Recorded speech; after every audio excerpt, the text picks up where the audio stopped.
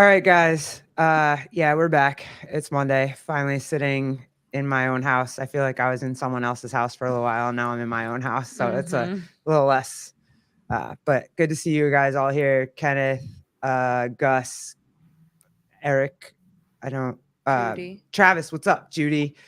Uh, thanks for hanging out with us. It's been a long weekend. I don't think anybody got too much sleep, except for Dreadlift, because he's got kids he's got to take care of in the morning. So I'm sure he got some sleep.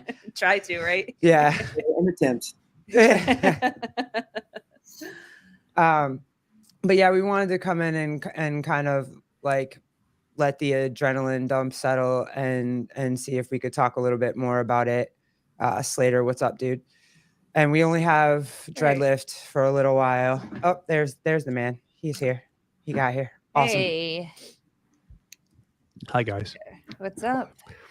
Yeah, I was just saying we only have Dreadlift for a little while, so I wanted to kind of get everybody's perspective. Really, like, this was a weekend that if you're a fan, you won't forget where you were, right? Like, if you follow CrossFit, if you love CrossFit, if you love the people, if you're embedded in it, this was a weekend you won't forget where you were, and you won't forget what you were doing. Kind of, I'm old enough to remember when Princess Di passed, and I remember where I was. 9/11, I remember where I was. Like, there's some events in life you care about it and you remember where you were, and this was one of those things. And so we were talking a little bit off air, Tucker, and you were actually in water when you found out. Yep. I went was gonna do a little swim workout and got a text from my wife. She's like, "Hey, did you see what's going on?" I was like, "No, what happened?" She said, "Somebody's missing. They're looking for somebody, whatever." And it was a gut wrenching, like, in the moment thing of like, I'm even questioning what I'm doing right now. So I can only imagine what those there felt like, that we're actually watching it.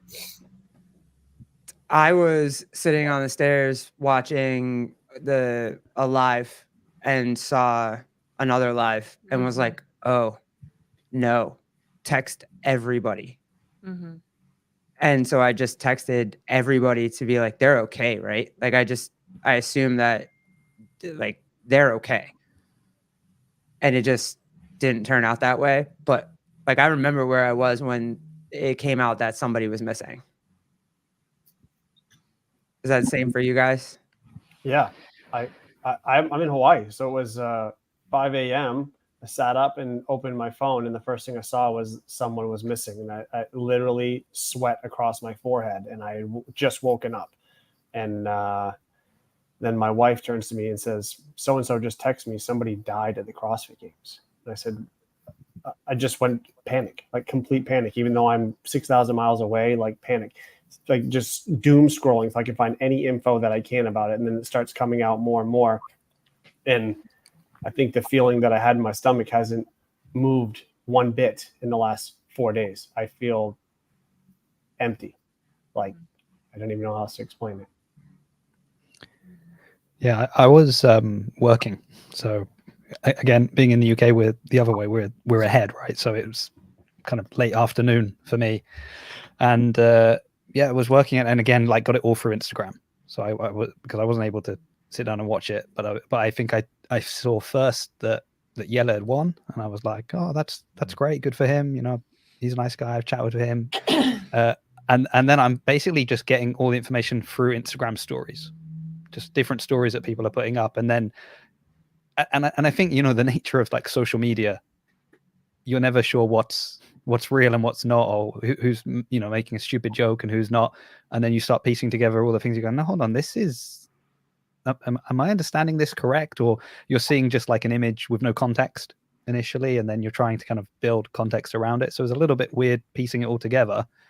Yeah, and then there was sort of that period where it was still kind of ongoing, but life experience teaches you to a degree that kind of, when stuff is going on that long, generally there's only one outcome, and while you don't want that to be the case, you're really bracing yourself for that is probably the likelihood, the outcome. It was crazy to me because I had so many knee-jerk reactions, right? Like I think people always do. You have absolute knee-jerk reactions, and as you start seeing more and more like media come through and people covering it and saying stuff about it, and you start to like those knee-jerk reactions just start to build, and there's an adrenaline rush. There's a feeling of you want to lash out, you want to go help, you want to whatever. It's just it just builds over time, right? And I just think that because ours was, hey, we just watched this on live TV, and then all of the outlets went dark, so everybody cut off their stream like immediately, and it was like, oh no, oh freaking no, we're about to have something right now. This is not going to be good when it happens. And so I'm just wondering, like, when like that gut punch that happens initially, and I can't even imagine what it was like happening for the people that were there, like the people watching from the at the lake, or the people filming or whatever. I can't even imagine what that type of gut punch is. So did you guys anything like that, or were you still like, hey, it's going to be okay, everything's going to be okay? I didn't think that. I was like, oh my God. I knew immediately that everything had now changed forever. It was that sort of moment, like that sort of feeling that there was no fixing, no coming back. It was an instant feeling of, oh my God, everything has changed. Like, and that feeling, like I just said, it hasn't left. And the more you kind of go through social media to get info, and as the days pass, the reality of it, I think, started to hit even more and more. And as much as I tried to consume the games I intentionally didn't say anything this whole weekend. I didn't stream at all. I couldn't get myself to even to do any of that stuff. I just needed to absorb the reality of the situation. And the more the reality comes clear, the more that I know that this has just begun. And what I know about the situation is, like, it can't happen, and it happened. It cannot happen. The one thing that can't happen happened. And so there's no fixing it. So things are just going to change. And I'm just still bracing myself. I'm sad. I'm like destroyed on the inside for Lazar and Luca and all them. And I'm sad for the community, and I'm sad for the athletes, and I'm sad that things are now going to change. And it's just, it hurts all the way around. Travis, yeah, when Sousa, that's what I saw when Sousa called Spin's show and they went off air. That's when I knew. Yeah, I got sick, and that's when I just started texting everybody. I was like, because initially it was 2 people were missing, Hapalainen, but then everybody that texted me was like, hey, Hapalainen's okay, we can't find Lazar, and I was like, oh no. This is not going to be good.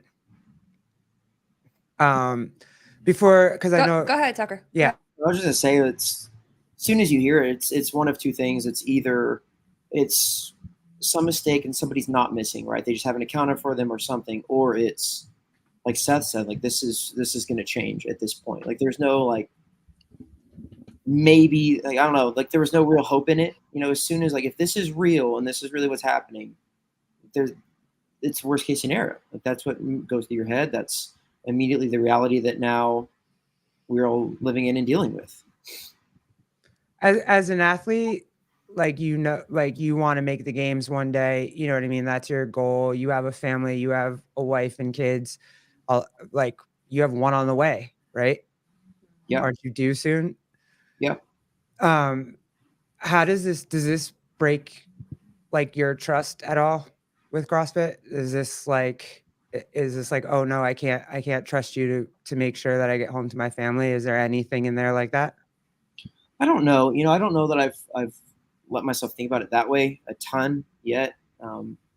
Especially since my season was over months ago, but there's always a fear when there's any kind of swimming or water or something out there that, there's a worry. But I think at the same time, as an athlete, you never think it's going to be you.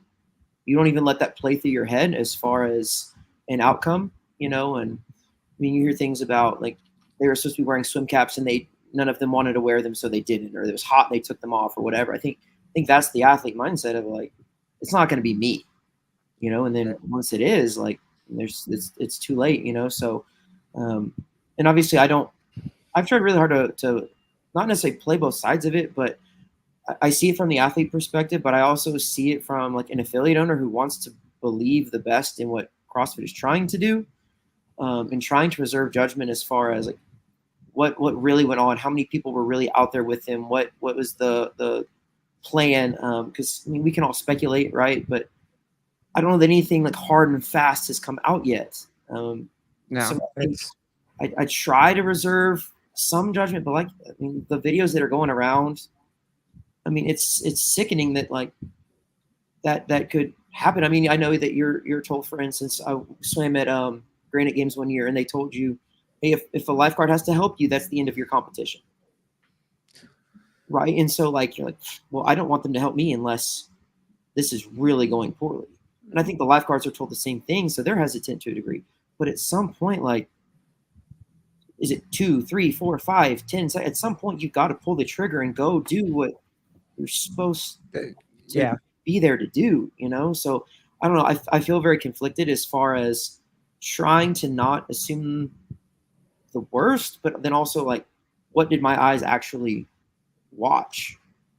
If that makes any sense, I'm kind of all over the place. No, yeah, we all are. That's what we're all doing right now, as we're talking about it. We all are, and it is hard, and that video keeps circulating. And if you've watched it enough, there's not enough people out there. But I don't know, guys. It was a weird weekend. It was really hard, and like Jason, you made a point, that there was no win or loss, right?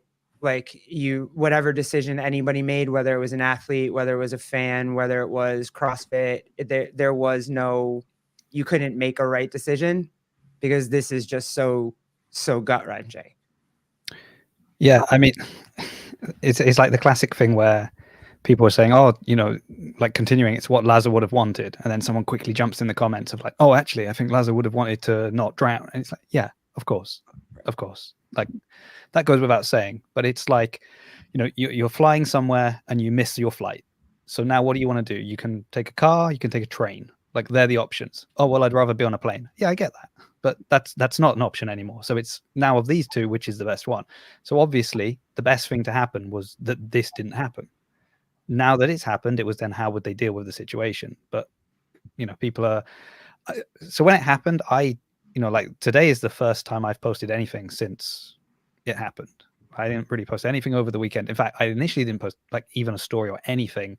It was only when I started getting people messaging me like constantly, like, have you seen this? Have you seen this? I was like, okay, I'll just put one thing out to be like, yeah, I've seen it, just so you can leave me alone.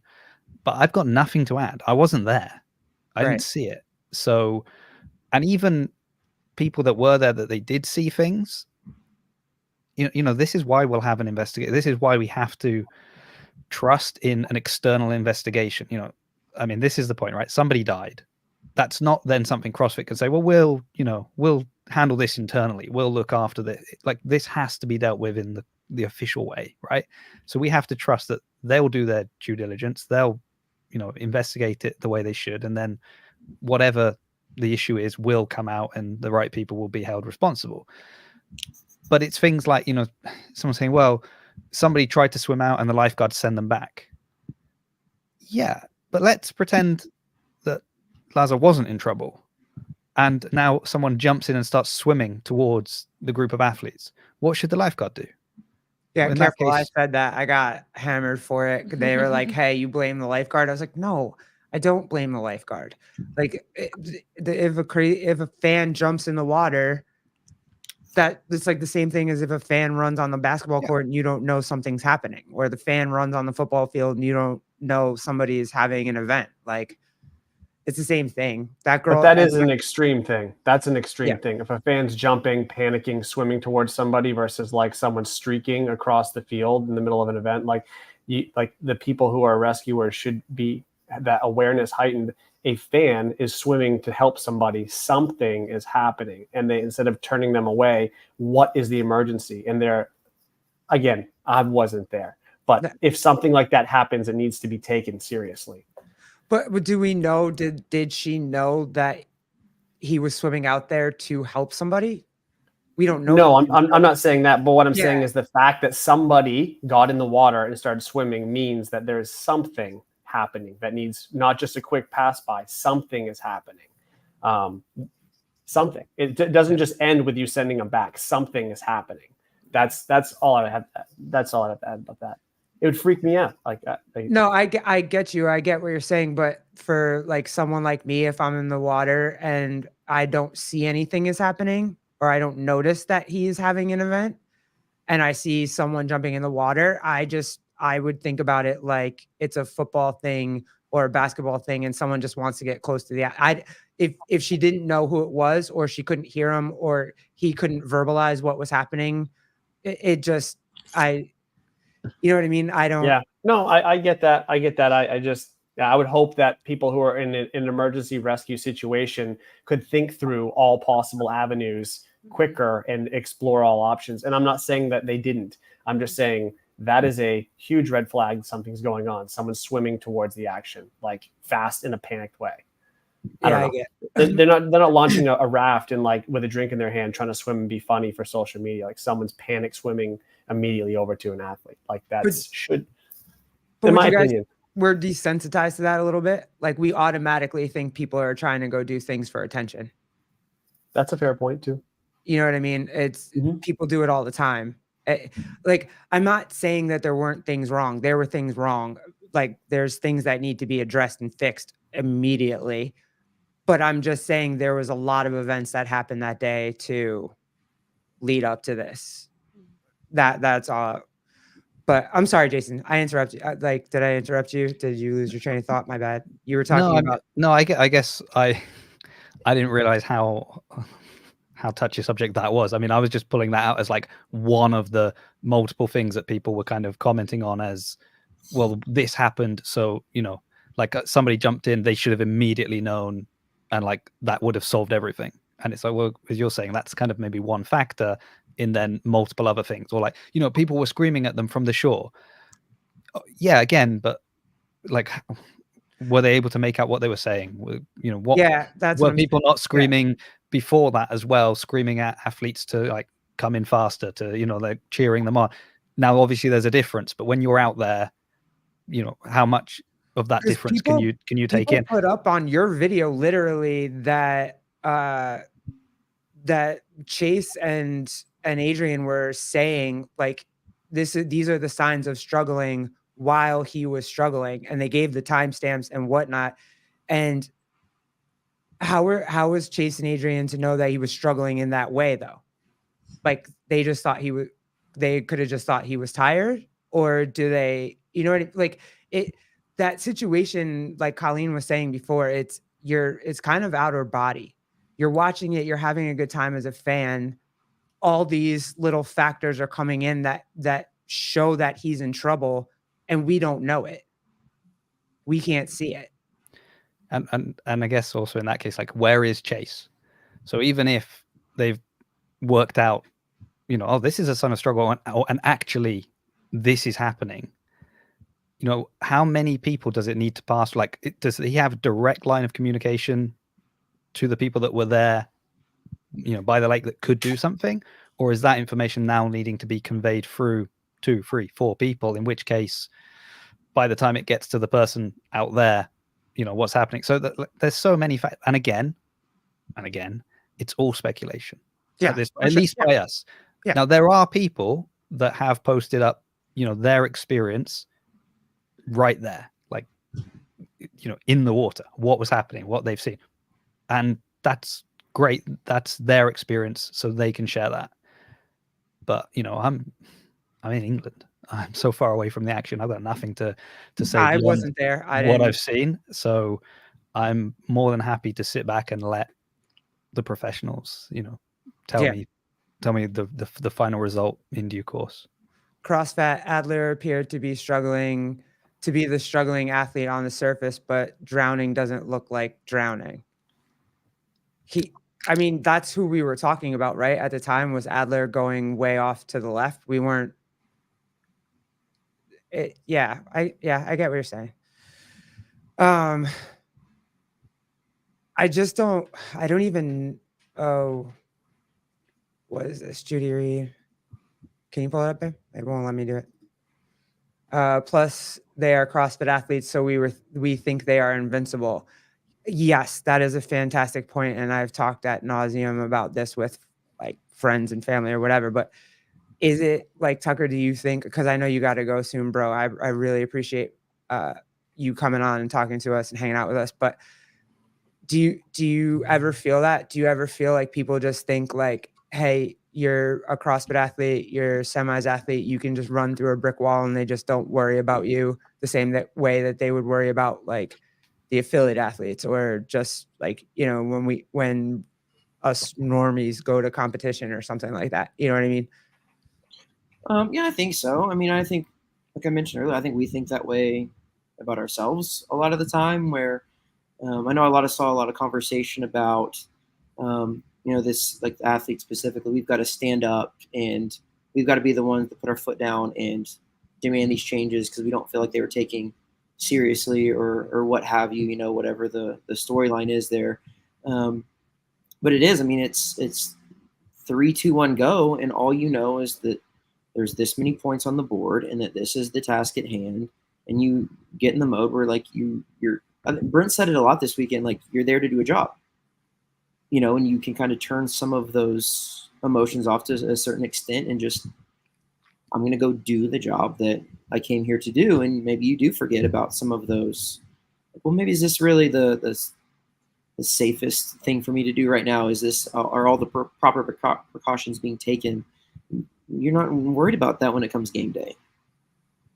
Yeah, because you're actually real people. You're not, like Superman. I think sometimes people forget that. Or maybe. So do we have to talk about like athlete advocates then? Because I totally agree with you that an athlete is going to take a huge amount of risk to do something, even if given an option and one thing is better than the other. If the riskier option gives an advantage, an athlete's going to take risk. And who are the advocates other than the what is it, PFAA? Thank you, Yeah, PFAA. Like, and they're given very limited information or whatever. So who, like, is it time where advocates get to actually preview these workouts and on all levels and give their feedback? And like, is the secrecy of workouts over because they have to be dissected no matter what? Like who's going to advocate for an athlete to say, no, it's just not worth the risk? And who's going to make that assessment? Because it should not be left to the athlete, is my point. No, I agree. And I think that at some point too, we've got to decide like what is the framework with which we're operating in? Like, are we, CrossFit always push the boundaries, right? And that's always kind of been the thing. At what point are we not going to push the boundaries here in order to maintain safety? Whereas as the field continues to get better, what's the next step? How do we continue to push those boundaries? And setting like, it's like at some point enough has to be enough, right? But we also don't want to lose the edginess of CrossFit, and we want to find the fittest on earth, and that's a bold claim. And you don't want to, I can see it from the other side, you don't want to water down the test to a certain extent for XYZ. But then something like this happens, and it's maybe we should take in XYZ with a little more weight. And I don't want to lose sight of what we're trying to do either necessarily. When it comes to Garrett and I were kind of talking about this earlier, when it comes to the PFFA, kind of to Seth's point, do you feel, and Tucker as an athlete, do you feel like that an athlete can be an advocate at the same time? Because we were talking about, when Garrett and I were talking about it earlier, you know, you show up to game day, it's game day. Your focus is on the games. And so they also had the advocates or the voices and representation of the PFFA there in those athletes. Do you guys believe that it is possible, or is this tragedy showing us that those two people can't be in the same room at the same time? I don't know that they can be. I mean, I think especially if you're going to be participating in it in some form or fashion, like how do you be entirely objective? If it's going to be something that would benefit you in the competition setting, are you not willing to then be okay with a little more risk because you feel good about it? If it's something that you feel like you're going to do poorly at, are you going to be a little more adverse to like, hey, maybe we shouldn't do this? You know, I think it's really hard for in the heat of the moment to be totally objective. So I think the answer does have to be some kind of objective body, whether it's athletes that didn't qualify that year or a group of coaches or something, which is so hard because information travels so I fast. think the advocates should just be a panel of moms. If it was just a panel of moms, yeah. That's my mom. She says I'm never swimming again in my life. I was gonna say I don't actually think that that's true because we wouldn't let you. We would Yeah, we not wouldn't let you let you guys do do anything. anything. Yeah. So, Well, Well- one example I just want to add to Tucker's point, I agree with him. It can't be the same. Like, this may not be the greatest example, but in the NFL over the last decade or so, when you get knocked out and you get knocked down, you're going in the blue tent and they're going to do a concussion evaluation. How many of those players say, I'm fine, I'm staying in the game? All of them. All of them. They're in the heat of battle. They're not going to show you that they're weak and come out. Just like if someone was supposed to speak up about something, most, I'm not saying all, but most will not speak up about something that makes them feel like it's not the right thing to do in the heat of the moment, or even before the heat of battle. Like, that's why I don't think the athlete can be the athlete and the advocate. I think someone needs to be completely unbiased with a huge base of knowledge on how these things play out. We had a similar discussion. Well, it was similar when we were talking about injuries within CrossFit, like with Rebecca Vidson, when she, came down, hurt her leg, tore her ACL, and was then able to just continue, and then obviously collapsed on the box. And there became a big discussion of, well, should she have been allowed to just decide she was fine and keep going when clearly she was not fine? But this, and there we had a big discussion on that, and there was this whole kind of, it's the athlete mentality, this warrior mentality. They're going to fight if they're given the opportunity, and how dare anyone stop them? Who has the right to end their season, kind of thing. To Seth's point, like, it's going to be very rare that athletes are going to say, "Oh no, that's," especially, and even to Tucker's point, like, especially if it's like, "Oh, I'm a good swimmer." Like, actually, yeah, for me, it's okay.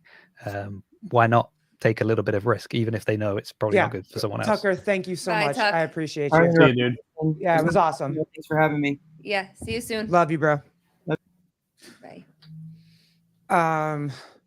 Yeah, he's got 5 kids or 4 kids and 1 on the way, and he's got Crazy. like multiple things to do. Mm-hmm. But coming from him, yeah, I think that's a big deal. I think that, yeah, they can't, like, I was trying to answer somebody's, like you were answering somebody's question. They don't know what's good for them. They just want to fight, right? They want the opportunity to win and to, so yeah. And kind of to go. Sorry, can we just address Rory's comment? Where are you? Saying they have people who sign NDAs and know the workouts in Oh. order to test the workouts. Yeah. And that never gets leaked. So that's fine. They have, why can't there be a person who only looks at, no. I think there's going to have to be an actual safety oversight committee. I was going to ask you, do you think that that they ever get to program the games again without somebody looking like outside, looking at the workouts and approving them? Like, do you think Dave ever just gets to go in his lab and program workouts again? Or do you think that now there's going to have to be like a panel that decides whether those workouts are okay? I mean, I guess still up for debate is the issue the programming, or is the issue a lack of safety protocol. Okay. Because that's it might be that you can push them to an extreme and some will fail, which is not a problem if you've got a super tight team in place that are, whipping up athletes out of the water and getting them to safety. But if you don't have that in place and you're expecting that it's absolutely fine for them, then maybe the programming is what gets called into question. So again, it very much depends at how someone looks at what the problem was. Yeah, to add to that, you have to remember there are far more extreme events than a 5K run into an 800-meter swim that happen all the time. There are swim run races. I participated in one where you're tethered to a partner, like 8 miles of swimming, 14 miles of running up and down on islands out in the ocean, getting pulled away with currents. Like, I had no business doing that. They let me sign up. They let me participate. Almost had to get rescued a couple times. Like, insanity. And these places are getting permits for these events all the time. The program itself, you could argue, again, the temperature, whatever, all these factors, but those events, way crazier events than that one, are happening all around the country all the time in the endurance community. And you could say, oh, it's not appropriate for CrossFitters. Like, whatever, like, you can argue semantics, but it will come down to, I think, as Jason said a few times, the safety protocols. Like, the CrossFit had to get permits for this. They had to go to the city, explain with great detail what was happening to the city. And the city would require X amount, and insurance companies would require X amount of safety precautions. And there's all these boxes you have to check and get figured out. And so it'll come down to whether they actually did what they said they were going to do in the permitting process or not. And we have to wait and see. Like, that's it. Are events like this, like you said, you have to go to the city, you have to get permits, you have to get approval, you have to explain all of these things. When it comes to events like this, is it the city's responsibility to have their own safety plans in play, or does it rely on the event? So, and again, we don't know this. I'm literally just asking out of curiosity. Is, was it only CrossFit's job to have safety on there, or is it a city's responsibility to also, because it's an outdoor of, like, this specific event was an outdoor event in their city? I'm just curious if it, or does it depend on the city, I guess? It definitely depends on the municipality. So I have just very baseline experience in this, not far from an expert, but when you go to the city, they will require certain things. When I tried to do an outdoor event years and years ago, you had to hire an overtime detail of firefighters to just stand by with one rescue or whatever. You had to hire like an overtime detail of one car with 2 officers for police, crowd control issues that come up. The city requires that stuff. And whether they're insured or self-insured, they have set standards that will be followed by everyone. Now, I don't know where they come up with their standards from city to city. I have no idea if there's I'm sure there's some governing body that offers services to municipalities around the country as to, this is our experience, and they decide to adopt A, B, or C, and that's what they go with. But then it's a matter of, again, CrossFit has insurance, the city has insurance or is self-insured, and they have standards. And where they came from, I have no idea. What they're based on, I have no idea. It would definitely be a city-to-city situation. Yeah. I was just curious if it was the organizer's responsibility versus the city's responsibility. I'm sure it's shared responsibility in a lot of ways. Yeah. Yeah. I lost it. Who is it? I don't know. I lost the comment, but it was about the programming thing that I asked. And I was only asking because I feel like every time, like, when the pendulum swings really far one way, it usually swings back far, really back far the other way. So as far as like someone having to take over Dave or to watch Dave program or whatever, it might not be necessary. It might not be the programming's fault, but I just feel like when something so drastic like this happens, this tragedy happens, that the pendulum seems to swing really far the other way afterwards. So, that's why everybody wants to jump in the comments and make everybody feel bad about everything they do. That's why, it's human nature. It's what we do. It's things people do. I guess the bigger question then maybe is, what about all the other events that have open water swimming? You know, there are I was at an event last month that had open water swimming. You know, and it was a much smaller event, and they had a swim for the teams, a swim for the individuals, a swim. You know, the different divisions. All of them were out in the water. There were also a lot of people out there on kayaks, and it's a much smaller field of play, much fewer athletes. So I would say the ratios were much more in favor for them. Again, that's because of the, you know, will have been down also to the venue that will have required a certain amount of people for, you know, what they were doing. But it's sort of like, you know, if people are going to say, because the games, you know, obviously is sort of the, you know, the main show, but it's not the only CrossFit event that has open water swimming, and it won't be. So if you're sort of saying, well, you know, is someone going to have to oversee Dave's programming? Okay. And who's overseeing every CrossFit licensed events programming if they want to have open water swimming? Like, so at what point, you know, where do we go from here? So it's a sort of a question that, like, yeah, the CrossFit Games could do it, but if they did that, you know, maybe that would protect the 40 fittest men and women that do CrossFit. What about everybody else that does competitive CrossFit and goes to all these other events? You know, how are they protected? So it's sort of a token gesture at that point, really, when you zoom out and look at, you know, CrossFit as a whole. That's crazy. Seth, you were just saying that too. You were tethered to somebody swimming out somewhere. Like, yeah, damn.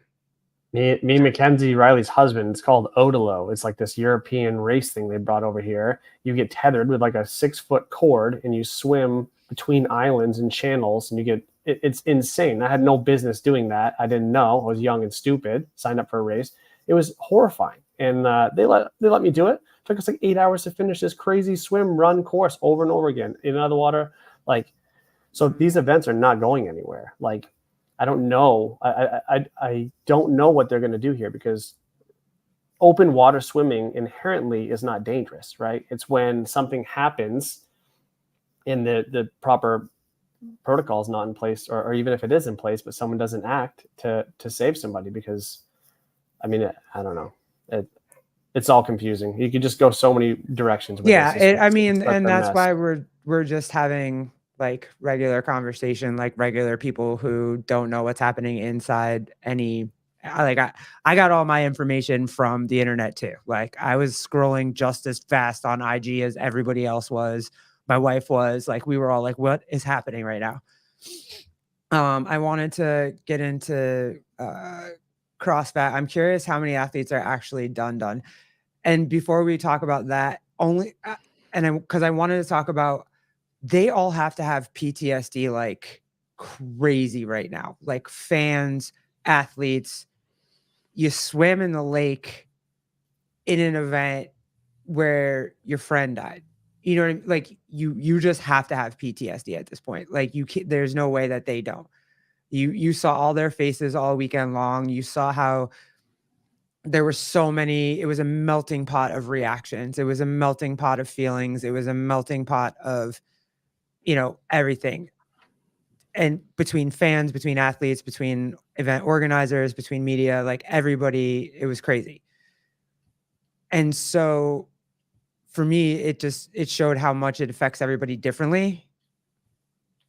I think you'll see a lot of people that don't want to do it anymore, or at least won't ever want to swim anymore in open water. What's sad, and one of the biggest things that bothers me about all this is, with anything in life, as time goes by, the feeling starts to diminish, right? So the fear of the water, the fear of, or the strength of the memory, the feeling in your stomach, it all starts to diminish with time, no matter what happens to us. It's like a natural human mechanism. I don't know. It's a protection for us to go on. Yeah. Yeah.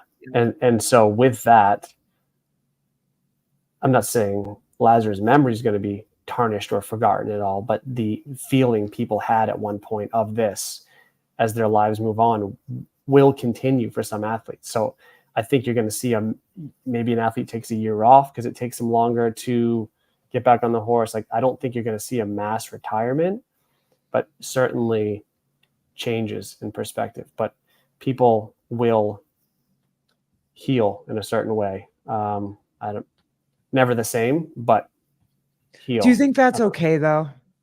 Well, it has to be, right? None of us would survive. We all deal with tragedy all the time, right? So it has to be okay to a certain extent. But I think that's why so many people were so mad. And I talked about this with CJ. Hey, what's up, dude? Exactly, Seth. This will fade, sadly, but true. And then Jonathan, I also think this is true. The pain will fade, not the memory. Yeah. And I think that's why so many people were so angry that the games went on this weekend, is because they're afraid we're going to forget him. That's the one plus in my mind of the games going on. That's the only plus, is because people need to attach themselves to moments in time, people they were with, conversations they had, things they experienced. They have now, if they shut it down, you lose out on 4 days of attaching yourself to people and working through this with community members and watching athletes suffer. Like, I wasn't there, and I will never forget this time in my life. If they shut it down, the moment I had woken up and found out the news and it went black the rest of the weekend, that will fade quick. That will be a distant memory, but now it won't. So that's the only plus in my mind, personally. So do you feel like it's more important now than ever to lean into the tragedy and lean into the pain for significant change? Because like we said, the pain goes away. So when the pain goes away, the fears diminish a little bit. The scarcity diminishes a little bit. You find that next layer of confidence or whatever.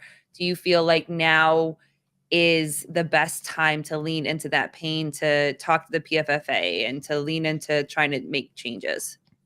Probably for the right people, but it takes a certain type of person, because I think, myself included, I tend to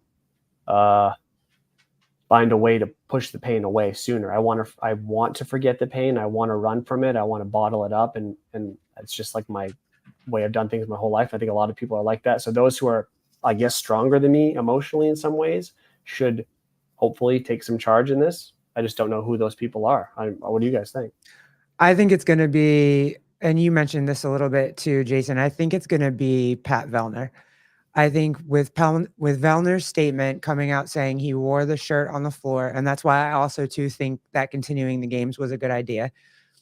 He started wearing Lazar's name on the floor. Then Go Ruck printed out all the jerseys. So then everybody, or mostly everybody, had a shirt on for him, or, whatever. And then I think it was junk headbands that did the wristbands. Yep. And then they had the wristbands. Yep. And it was literally 4 days of seeing his name all day, seeing Cara, who I thought, love her, thought she was amazing, the way that she spoke and the way that she led, and the fact that they won. I'm happy that they won because she was an amazing leader. Tia, too, amazing leader, talking about it, keeping it in the forefront. You know what I mean? I think Pat will be the one to. I'm happy for Sprague. I'm happy Sprague won, but I think it'll be Pat and Brent that kind of are the leaders to not stop the fight for this change. And I don't know. Yeah. Nothing. I know it's hard. No, I mean, I don't think anyone will forget what happened. I think it's impossible to forget it.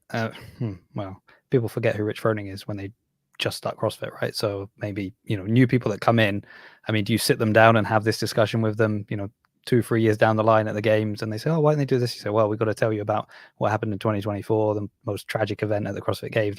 Is it something that we have to start telling new people when they get into CrossFit? I don't know. But I guess I don't want to say the positive to come out of this, but if this has highlighted a serious flaw in one element, that people like Pat, like Brent, can now, really rally behind and say, right, we've been telling you for years we're not happy with these and I think it's different, the height of the rings and the height of a bar that you're doing pull-ups on and things like that, it obviously can alter your performance in competition, but it's not necessarily as dangerous. Well, I guess you could fall off a high bar, you can smash your feet. Okay, there's some danger there as well. But always. But I mean, this is obviously, of all the situations, probably the most extreme, because you are completely out in the water. So if something changes with that, that'll be a good thing. And then I guess it depends on what CrossFit does, what the community does, how they decide to remember this event, how they decide to kind of, I mean, I guess the problem is it's very easy to be like, okay, new hero workout, we'll name it after Laza, and then there we go. Now we'll never forget him.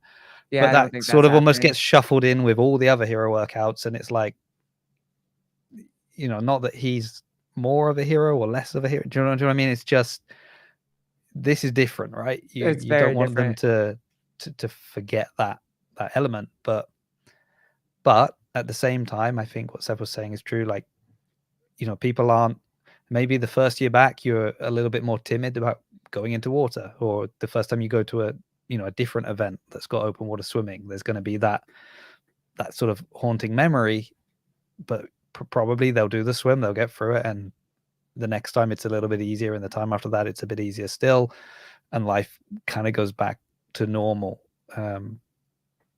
Is that a good thing? Is that a bad thing? I don't know. It's I guess a survival thing, right? So they need to do that.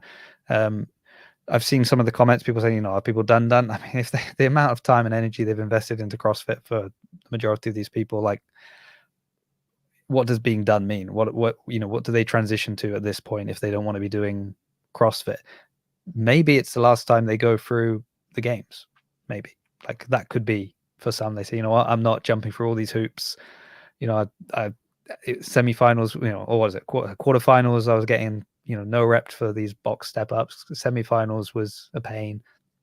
Got to the games and this happened. I'll just do the qualifiers to go to Rogue. I'll just do the qualifiers to go to Whataburger. I'll do these other events and I'll work on my side hustle at the same time. And maybe that will be an option for some. I don't know. I guess only time will tell, really. Well, I don't want to lose this question because I kind of was going to ask you guys this question too. What's up, Courtney? Thanks so much for this question. Do you think that they can remain active athletes and fight that fight? Seth, we'll start with you.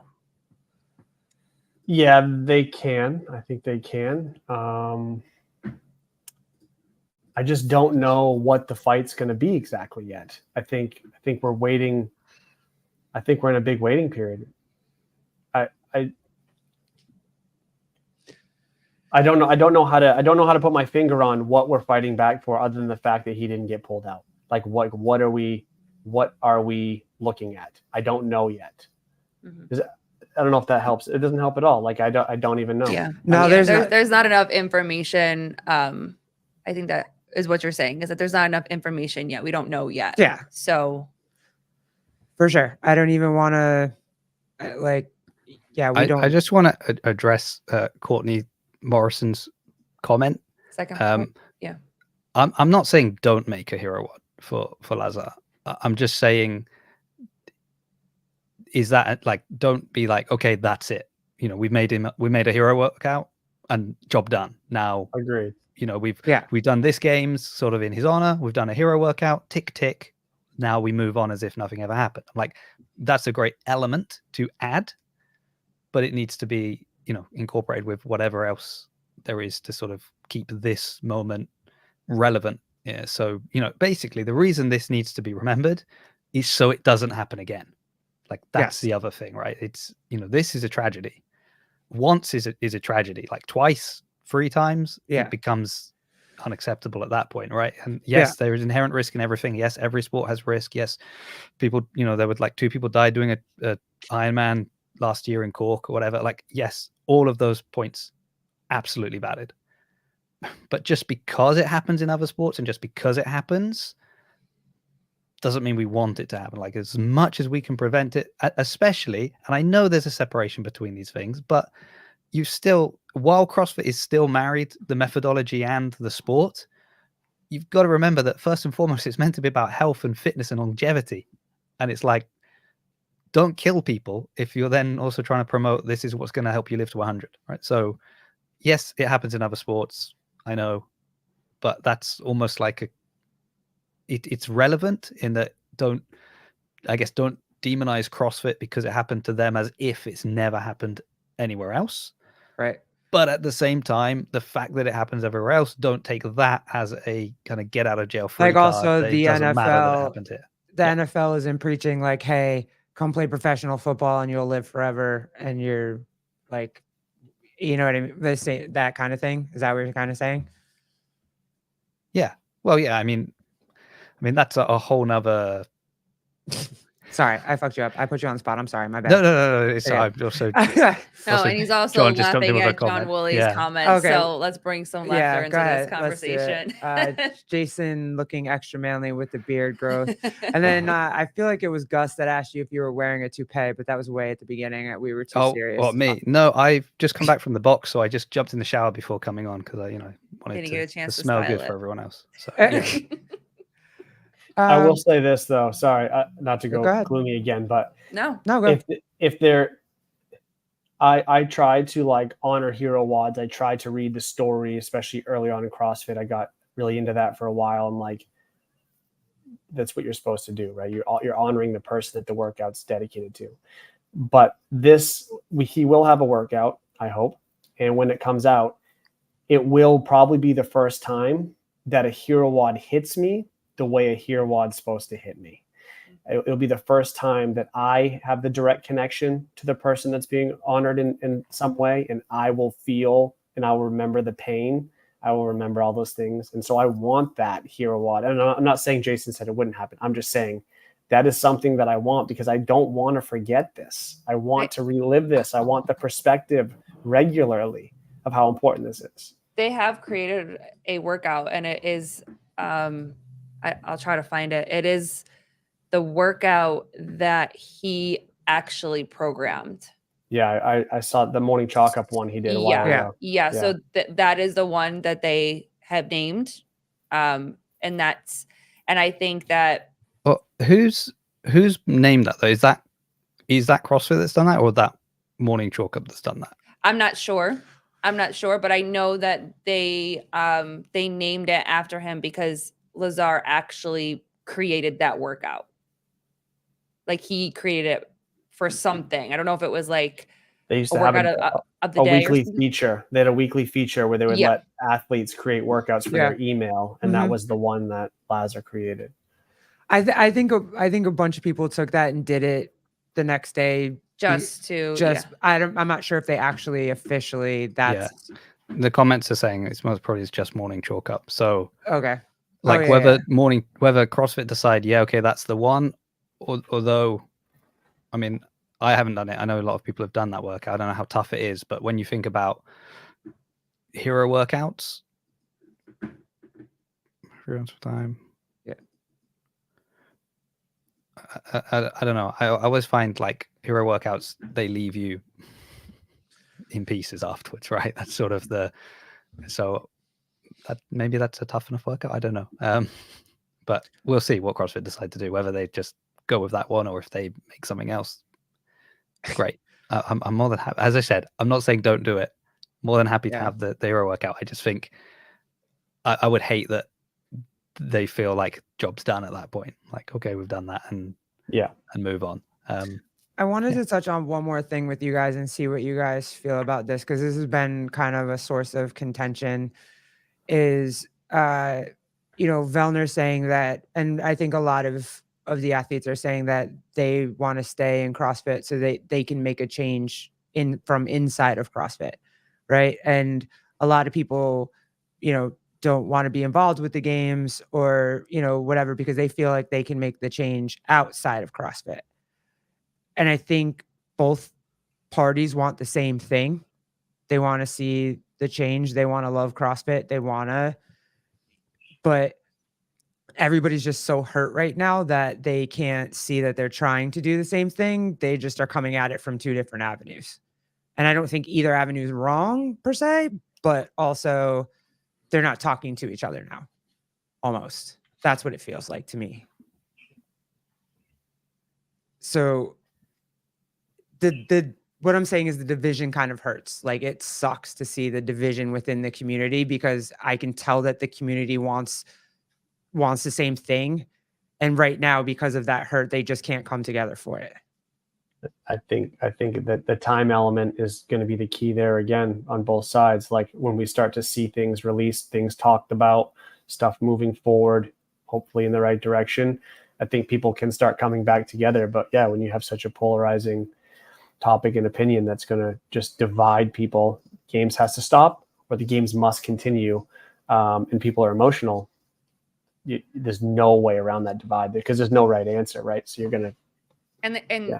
Very much like she was saying, there's so much judgment, and I think both sides are trying to scream at each other to say that my choice is right, shut up, you don't understand why I made the choice, or you weren't here, or you're at home, or we see it differently, and whatever. So I think what's happening is that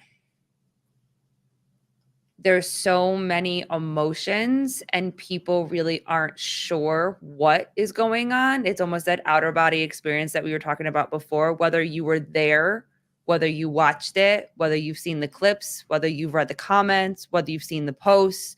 There's so many different emotions, and people really aren't sure what to think, what to feel, what to say, how to move. But yet there's so much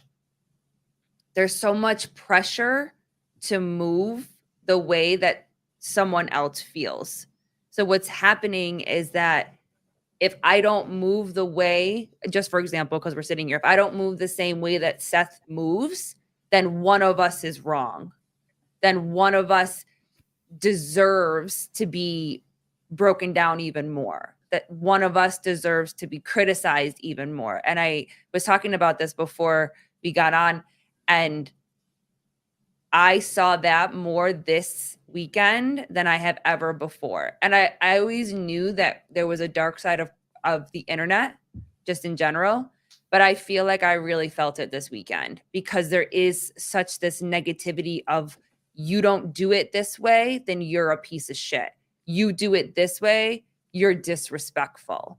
And I'm gonna just come at you when none of us knows how the other one is experiencing this. And one of the most insightful things that I've ever heard, which gave a lot of perspective on grief, is that two people can go to the same funeral and not experience it the same way, and not feel it the same way, and not grieve it the same way, and not talk about it the same way. My wife and I are a perfect example of that. We don't grieve the same way, but neither one of us are telling the other person that the way she grieves is wrong, because it's not the way that I grieve. And I think that that is such the divide in this community, and even just in life and in the internet. Like, everybody is just so mean to each other. Yeah, I think that's the thing that's killing us all, is like, it's just the fighting on the internet is crazy. Yeah, and it sucks and it hurts.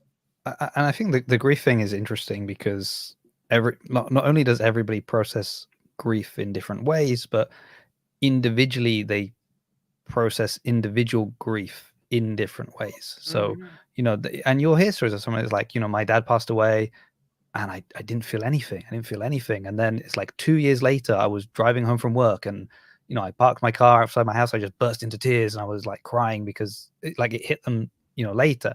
Whereas somebody else, it's like, as soon as they heard the news, they broke down and they just couldn't pull themselves back together. And it took them, 2 years to actually be able to go back to work or whatever. Like, everybody handles things differently. And then you've got a field of athletes that have come from different parts of the world that have a different relationship with Laza, different, it's their first time at the games. They'd never experienced any of this before.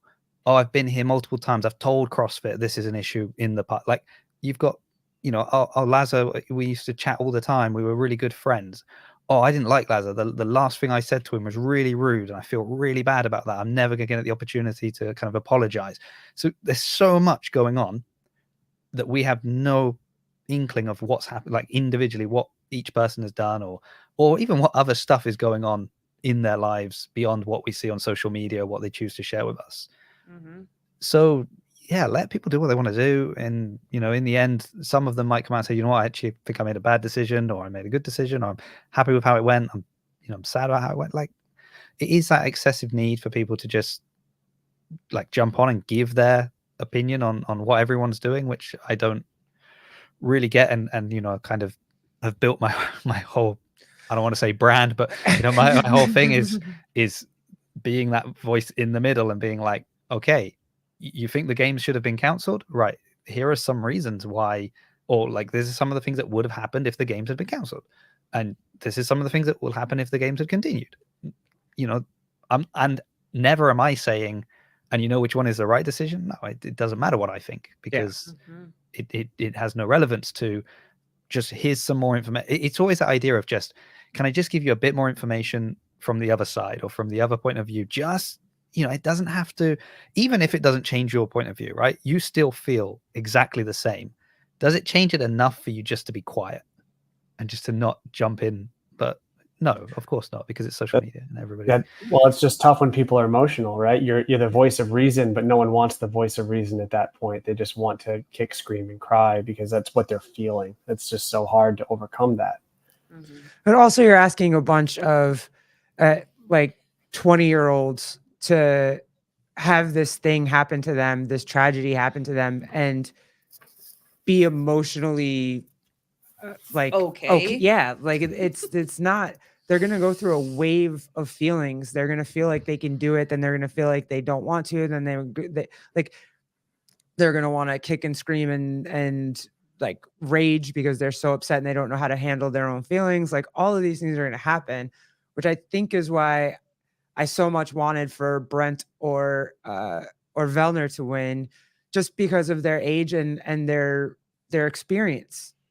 Like, you handle, the more life experience you have, the more you're able to manage your emotions and lead. You know what I mean? So that, I think that has a lot to do with it. And you saw that a lot of the younger ones, it was too much for them. And I get it. I understand it. I was a mess at 20, like 22, 25. You know what I mean?